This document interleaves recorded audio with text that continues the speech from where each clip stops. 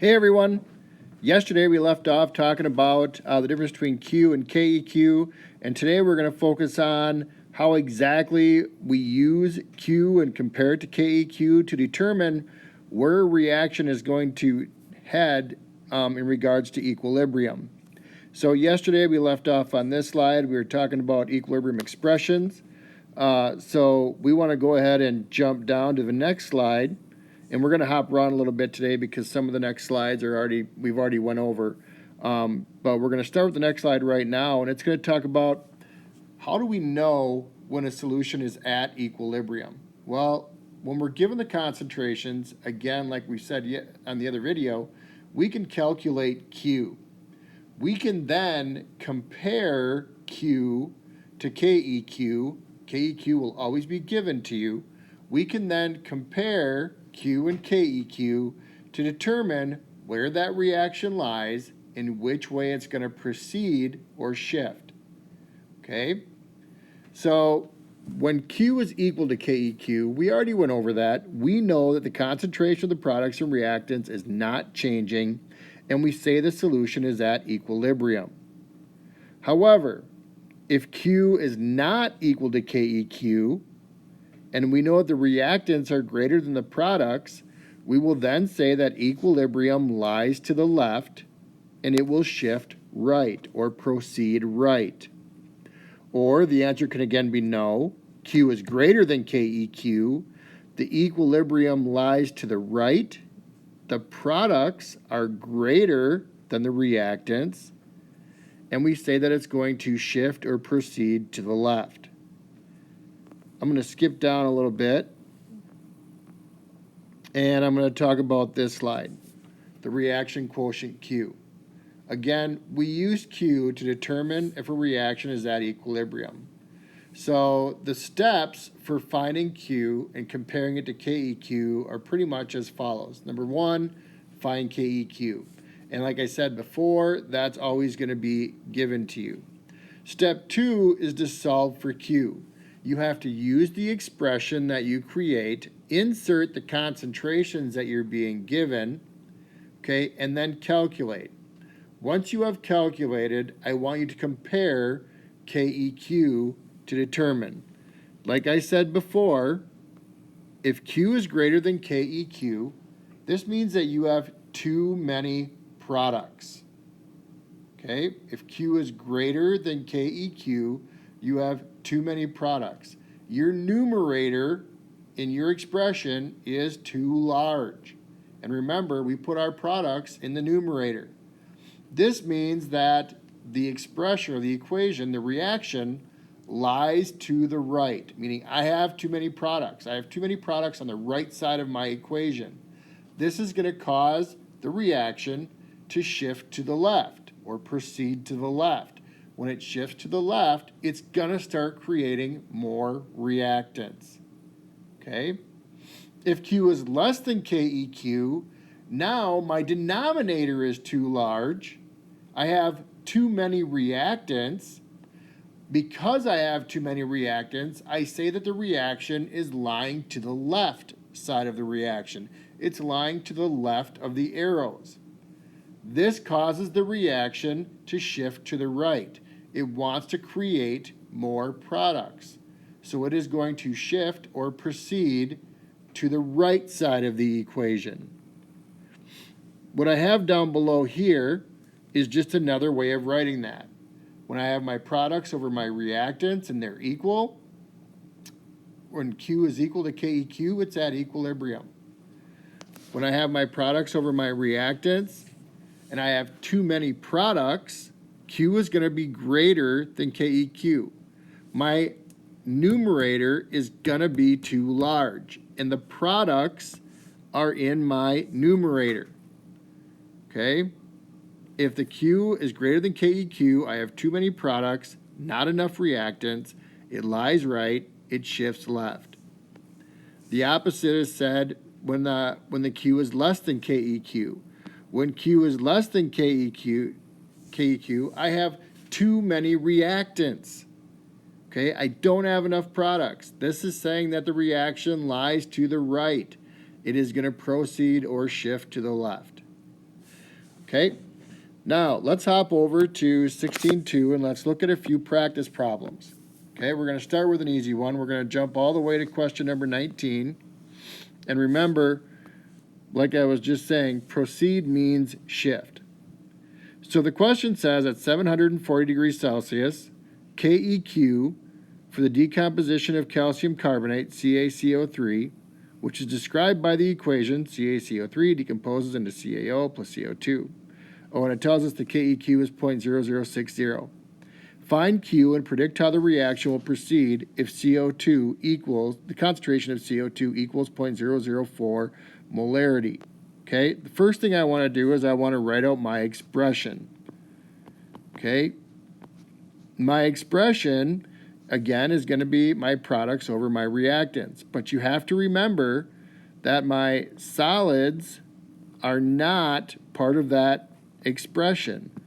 So my Q is actually going to equal just the concentration of CO2. Okay, I know that the concentration of CO2 equals 0.0004 molarity. Now what I want to do is I want to compare Q and KEQ. Q is 0.0004. That is less than 0.0060, which is my KEQ. So Q is less than KEQ. And we know, based on what we've just went over, that when Q is less than KEQ, this reaction lies to the left. I have too many reactants. If it lies to the left, it's going to proceed to the right. So it proceeds right. Now, a lot of times I will just add lies left, because I can ask, where does the reaction lie, or where does it proceed? You have to know both. So it's really often a good thing to get into the habit of saying the reaction lies left, it proceeds right, or the reaction lies right, it proceeds left. That way you know that they're combined. Let's look at number 20. For the reaction CO plus H2O yielding H2 plus CO2, KEQ equals 5.10 at 527 degrees Celsius. If the concentration of CO is 0.15 molarity, H2O is 0.25 molarity, H2 is 0.42 molarity, and CO2 is 0.37 molarity, calculate Q and determine how the reaction will proceed. First thing I want to do, step one, is my expression. Okay? And my expression is the concentration, I'll just keep it in order, is the concentration of H2 times the concentration of CO2 over the concentration of CO times the concentration of H2O. There are no coefficients in front of any of these, so we don't have to worry about exponents. Okay? Now I just go ahead and I put my numbers in for this, and H2 is 0.42. CO2 is 0.37. CO is 0.15. And H2O is 0.25. If I plug this into my calculator, I get Q equals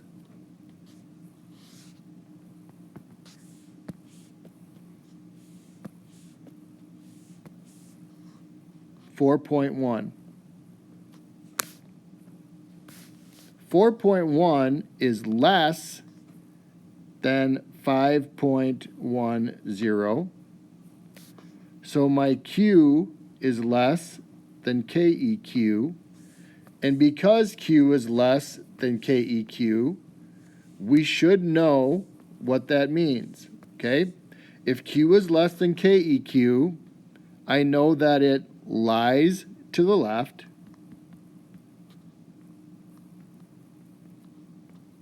Okay, it lies left. I have too many reactants. and it shifts or proceeds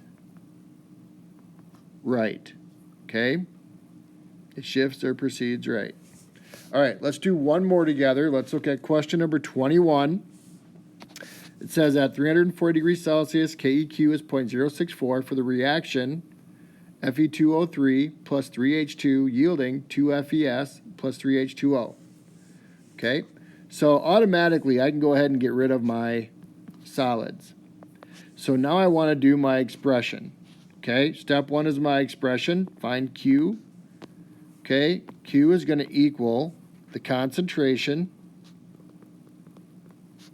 of H2O cubed over the concentration of H2 cubed. And remember, it's cubed because we are looking at the coefficients. Okay, that's why it's cubed. Next thing I want to do is I want to go ahead and put my numbers in there. So H2O is 0.37 cubed over hydrogen, which is 0.45 cubed. And this is going to give me 0.56. It says that my KEQ is 0.064. So in this case, Q is greater than KEQ because 0.56 is greater than 0.064. And because Q is greater than KEQ, I know that I have too many products. So I know that this reaction lies right. And it is going to shift or proceed left. Okay? That's pretty much it for today. Remember that I'd like you to do questions 22 through 26. Follow these instructions, and if you have any questions, feel free to go ahead and shoot me an email, and we can check in on a Zoom session. So, hope you're all doing well. Talk to you later.